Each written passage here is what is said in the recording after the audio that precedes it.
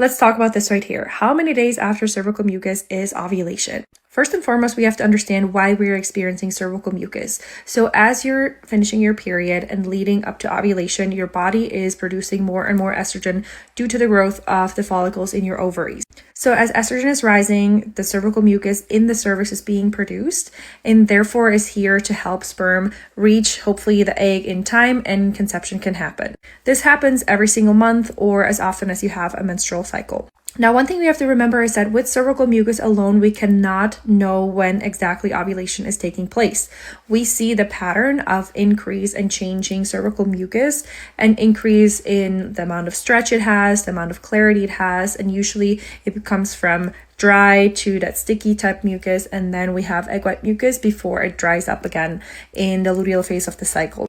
One thing that we do know is that very fertile egg white mucus like discharge is the highly fertile sign that your body is reaching its peak when it comes to estrogen. Now, somewhere around there, usually ovulation is taking place. However, again, we cannot predict that, and we don't want to predict it, especially if we're trying to avoid a pregnancy. We have to make sure that we're also tracking our basal body temperature in combination with our cervical mucus to have the most effective way of knowing when ovulation has passed. So essentially, we're looking what signs the body is giving us and interpret them accordingly and apply the symptothermal rule, for example, to confirm when ovulation has in fact passed and we are entering the infertile time of our cycle.